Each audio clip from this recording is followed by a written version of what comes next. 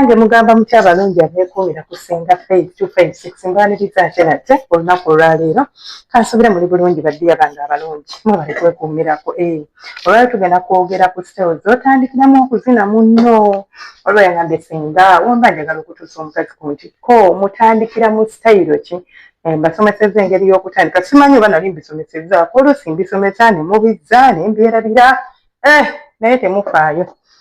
Kale sitayiro z'osobola okutandikiramu omwagalwawo oba omukyala zirina kubeera nga ziri simple nga bw'okiwulira kubanga emma n'okugizina obulungi jjukira tutandika mpola mpola n'eryoka ebeera ng'ekola ki ng'ewoominga apu nga yeetegeka naye bw'ogitandikira mu sales enzibu oba ogenda mukutula. Sitayiro era emanyikiddwa ennyo gye tuyita kalambo oba mu luzungu gye bayita missionary esitayiro ekyasinze okubeera ng'etandikirwamu. Why? It is very flexible. Tegenda kumenya muntu, tegenda mukooya, kugamba asooke abeera ng'ali muwooma apo. Naye tomutandikira tumanya kyuka nkube kabuzi mpozi ko nga muli mukanga akaamangu ke tuyita kakwiki. Budde ku mulimu, budde bwa misana, kakuko tekeetaaga nnyo byakutegekera. Naye obaagala omuntu omuzina kubanga era n'akaamangu tekabaako kutuuka ku ntikko. Omuntu omuzinamu just kumuggyako kimuwujja. Obulamu ne butambula si byakulwawo tetulwawo nnyo awo. So akantu ako tusobola okukazina oba omukazi tusobola omutandikira mu kamissionary n'omuzinaazina mu kaawo ddakiika nga 5 esitayiro esookerwako. Then kasitayiro akalala k'osobola okutandikiramu omukyala kamissionary omumanyi tukakola seetaaga kagenda mu details. Kasitayiro akalala ke kakajiiko. Kakajiiko atakawulirangako atakamanyi oluusi naawe akamanyi naye nga tomanyi nti otwo tukayita. Omukyala yeebaka n'atunuulira ekisenge gwe n'omwebaka emabega ate nakukola bakalimu variations mpitirivu ate eziwooma okuzaama. Kakolera omusajja ow'omukira omukini, kakolera omusajja ow'omukira omumpi, kakolera omusajja tekaboola mukira actually n'ow'omukira omuwanvu kubanga kabeera kagenda kwepimira nti tosobola guyingizaayo gwonna engeri omukazi gy'aba yepositioninzeemu tosobola. Kitegeeza tekaboola sayizi ya mukira gwonna omukira gukola ki guyingira. Tujja kutunulira styles ezitaboola naye ndowooza edda oba enkya inshallah oba ekiro simanyi tekaboola sayizi yonna oba osobola okukiggusa kasita obeera ng'otambudde n'omukyala bw'otyo. So omukyala yeebaka n'atunuulira ekisenge gwe n'ojja emabega we n'omudda emabega nga we nandibase nga ndi mabega wa mukyala then n'omusika kati amagulu gaagafunyaamuko n'abeera nga gafunyiriza eno waggulu kati gwe n'owasikamuko katini n'okkirira wansi n'omuyingirira awo. Omuyingira eri mu kasolo toyingira eri gy'otalina kuyingira.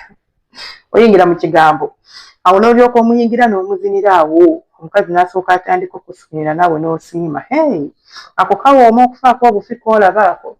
Kati nene kasitayiro era akalala k'osobola okuziniramu omukyala ng'omutandikiddemu tulina ketuyita face to face. Bayiza mu kajiiko awo wennyini nga nkyaliwo nga sinnavaawo tulinawo mbagambe tulinawo variations ez'enjawulo. Osobola okwesikira ddala n'odda wansi kati omukazi n'abeera nga oba ng'ambe nti nalinga akusitamieko. Obeera omutuuka bulungi naddala gwe omusajja yenna omukira omumpi oba omutuuka bulungi nnyo olina okwepositioninga naawe tozina buzinyi lwandumuli ebyo muzina emmana just ng'olinga agizinaga ddibengalye tebikyaliyo oba naawe si bituufu. Mana tetuzinaga ddibengalye ogizina muno n'abeera ng'agiwoomerwa ng'emukolera ate naawe ng'ebikukolera by'okola. Kati then kasitayiro kaffe akalala ketusobola okuziniramu omukyala nga tumutuusa ku ntikko oba ketusobola okutandikiramu omukyala nga tumuzina waliwo kasitayiro ketuyita face to face omuntu oba omutunuulidde. Omukyala yeebaka n'okutunuulira naawe n'omutunuulira naye temwerabira kusooka kweweeweetako ku mabeere mu kifuba buli wamu omukyala muweeweeteko bulungi nnyo bw'okakasa nti kati muweeweete ebiriyo olyoka oproceedinge n'okugenda ku kiddako. Topapa mana tetugipapira toyingira buyingizi ng'agamba nti oyingira toyi nedda mukwano oyingira mana ya mukyala. Sooka kumuweeweeta n'okakasa nti muweeweese bulungi n'olyoka omuyingiza omukira gwaffe ate nga nagwo guyimye bulungi era nga gwereeze bulungi. Ekyo tuyita okunyumirwa era kituyita omuntu amanyi ebyokuzina emmana n'ogizina naye n'agiwulira. So kana eno ka face to face mwetunuulira mwenna oba omukyala akutunuulira nawe n'omutunuulira. Kati then ayawula amagulu ayawula amagulu ge wansi eno n'akola space wawu n'olyoka omuyingira n'otandika okubeera nga omuzina ng'omutunuulidde. Osobola okukwata omukono gwo n'oguteeka eno emabega w'akabina ke kano ko oba tokamanyi kakozesa ng'olina omukira omumpi ayimina omukira omuwanvu tukaleke omukira omumpi olina okwetunyaamu kati olaba omukyala nti oba mwetunuulidde gwokkirira wansi bwoti omukazi n'abikkula amagulu ge n'oyingira mu magulu gawo n'olyoka omuyingira tekatwala maanyi mangi omusajja alina amaanyi amatini gwawoza nti nze senga simanya sirina maanyi ga kisajja bulungi kaba kakolera kasita gubeera nga gwereega ngamba oyo amala amangu waliwo mmwe nga tegwereega nga guli awo jesta ebibyo biwanvu mukko birala mukko ddiya si byebimu ne bino byenjogerako bukasa kubanga gwereega naye ng'ekizibu kisinga ekizibu ekyange munnange mmala mangu osobola okuba nga munnange ekintu okitambuza bwoti mukazi muyingire omuzine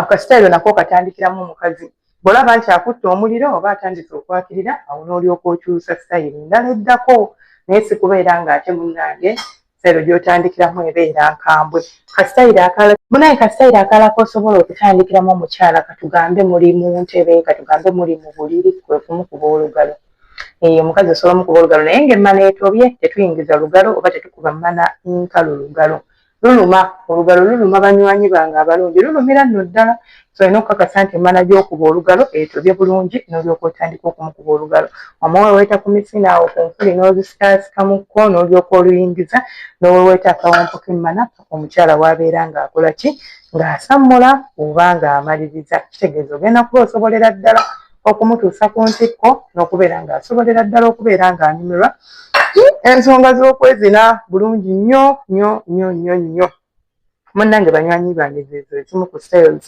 zetutandikiramu omukyala nga tuli mu nsonga z'akawolongojjo oba ensonga z'okwezina neneesikalira nga nze senga Faith wamuomu bwaki mbaagala nnyo temwerabira subscribe nga tulina Facebook page eri mumanya ga senga Faith 256 osobola ogendayo n'osubscribingayo bakiyita kusubscribinga bakiyita kufollowinga n'ofollowinga aye tulina channel endala eyitibwa Story Hub Uganda eyo gyetugabanako stories oba emboozi z'abantu abakulu bokka zibeera unfiltered stories mubaamu byaki bakulu bokka bokka ekigambo nti singa Faith nga bulijjo nkikubawo nga bwe kiri ne nkugamba awo n'amukwata so gwanyumira stories ina wanyumira stories zaffe zifanaganako ng'ezo zibeerawo olwokutaano osobola okugenda n'obeera ng'okola ki ng'oyitayokko n'osubscribinga n'oba ng'otwegattako bulungi nnyo kweyate kyano tubeera ne live streams wano eno buli lunaku ssaawa zibeera 2 oba 3 ez'Uganda ekiro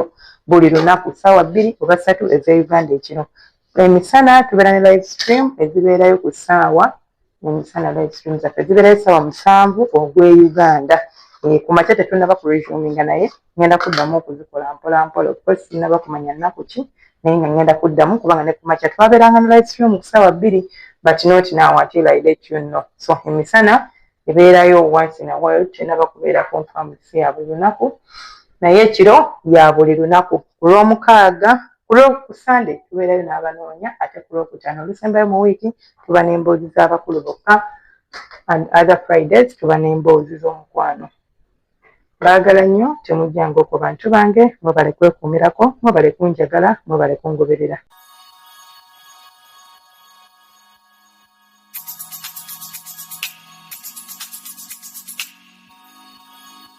Yeah.